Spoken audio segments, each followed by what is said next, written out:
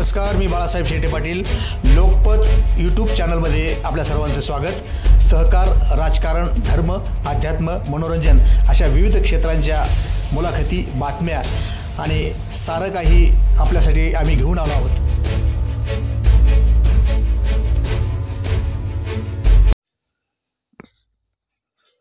नमस्कार, मी बाळासाहेब चंद्रकला मच्छिंद्र शेटे पाटील. आत्तापर्यंत पत्रकारितेच्या क्षेत्रात मी अनेकांच्या मुलाखती घेतल्या.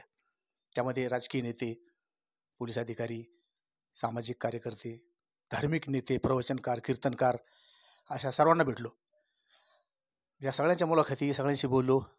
पत्रकारितेच्या 26 वर्षांच्या कालखंडामध्ये अनेकांच्या मुलाखती, अनेक महत्त्वाच्या व्यक्तीच्या मुलाखती, त्याच्या बातम्याच्या माध्यमातून मला बरंचसं ऐकायला, अनुभवायला बरंचसं अनमोल असं ज्ञान मिळालं. पण आत्ता ही जी मुलाखत आपण पाहत आहोत, आपण ही मुलाखत घेणार आहोत, ती अतिशय महत्त्वाची मुलाखत आहे. माझ्या घरातली मुलाखत आहे.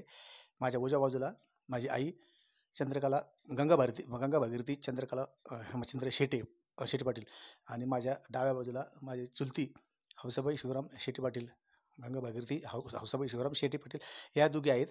तर यांच्या मुलाखती घेण्याचं कारण असं की आमच्या लहानपणापासून यांनी आम्हाला अंगाखांदर खेळवत असताना अनेक प्रकारचे चांगले वाईट अनुभवाला मी सामोरं गेलो. खूप चांगलं आम्हाला काही शिकता आलं.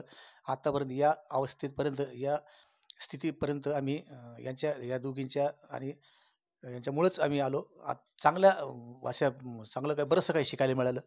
आणि हे आम्हाला शिकवत असताना कधी यांनी आम्हाला हाणमार केली असेल किंवा आम्हाला धाक दाखवला असेल किंवा आम्हाला शिक्षा केली असेल, पण ते आमच्या फायद्यासाठी केलं.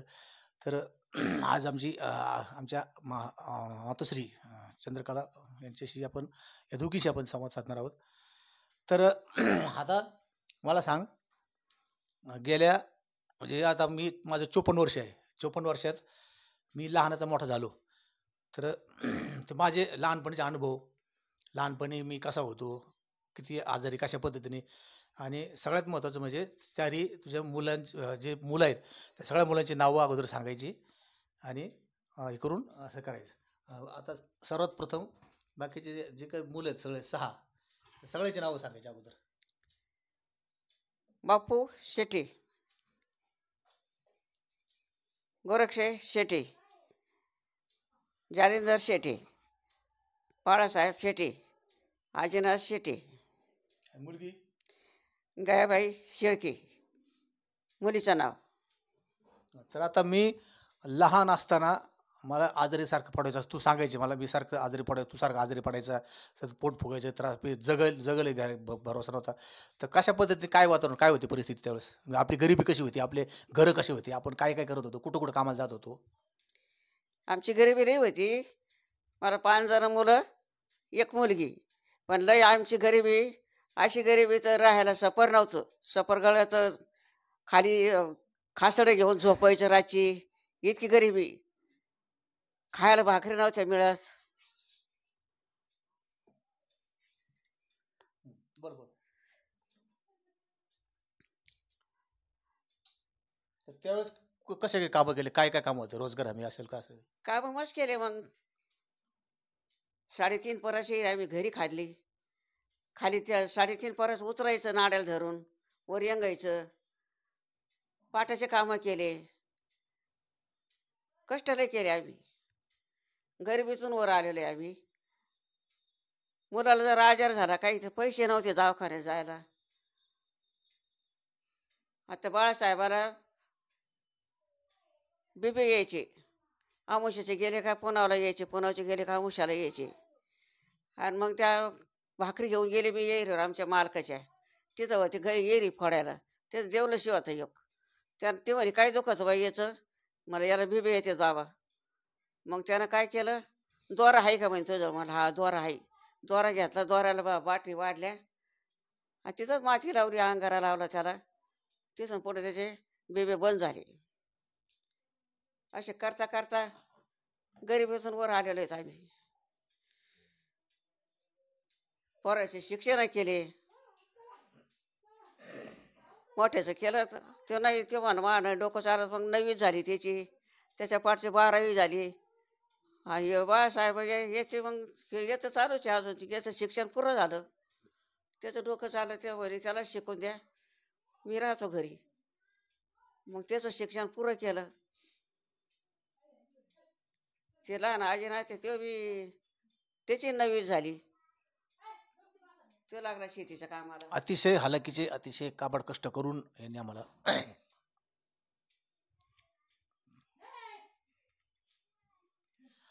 काय बोलायचं का काय. आता आमच्या चुलत्या आहेत हौसाबाई शिवराम शेटे, तर या आपल्याशी बोलणार आहेत.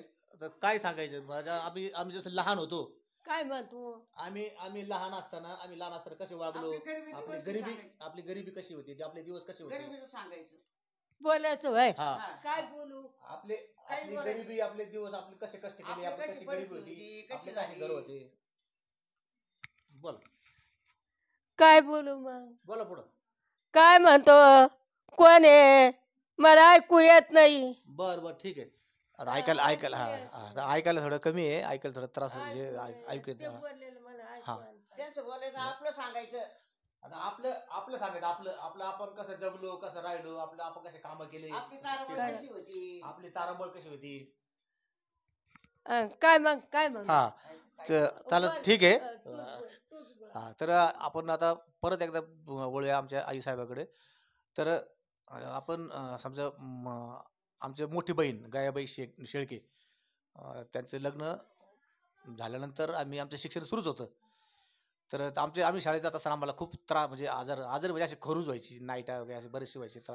तर त्याबद्दल आमच्या शाळा बऱ्याचशा हे करायच्या, पण आम्ही कसं तरी शिकलो आणि आतापर्यंत या समजा पत्रकारितेमध्ये चांगल्या पद्धतीनं आम्ही करतो. वाटचाल चालू आहे आमची परमेश्वराच्या आशीर्वादानं, आपल्या सर्वांच्या कृपेनं, आईसाहेबांच्या आशीर्वादानं. तर तिकडच्या आपल्या त्या मळ्यात आपण छपरात राहत होतो, सापरात तिकडं. त्याच्या काही आठवणी आहेत का काही, का ती कशा पद्धतीनं आपण. त्याच्या आठवणी आहेच ना. पाठीमागं ऊस होता आमच्या भाऊबंदाचा.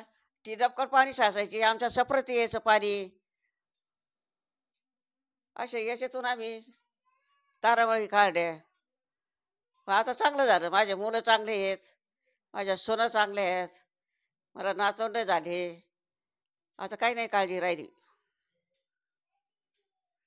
आता आमचे जे वडील होते मच्छिंद्र शेटे पाटील, आपण 2 मिनिट त्याचा फोटो तुम्हाला दाखवतो.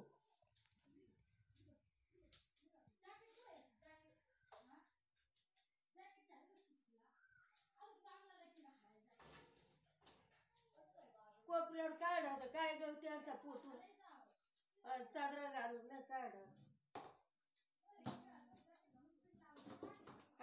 याला ते ठेवणार भाऊ नाही.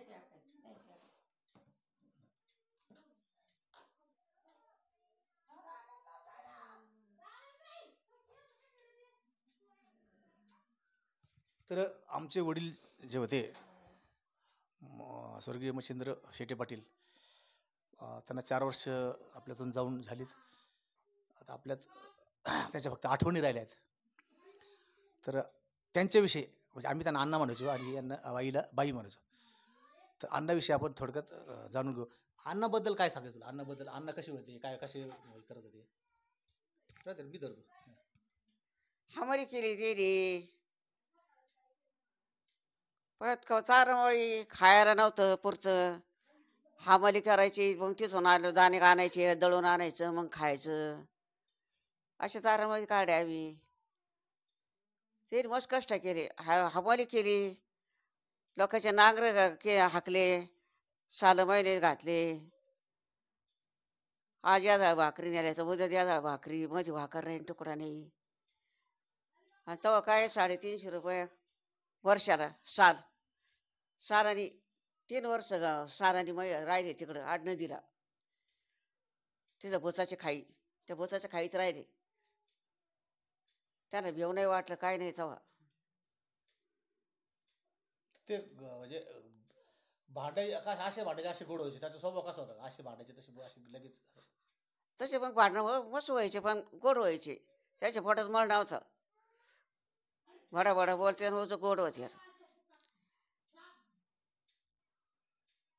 अशा जुन्या बऱ्याचशा आठवणी आहेत. आता काही आठवणी सगळ्याच आठवणी यावेळी सांगू शकत नाही किंवा वेळेअभावी या सगळ्याच आठवणींना उजाळा देणं अशक्य आहे.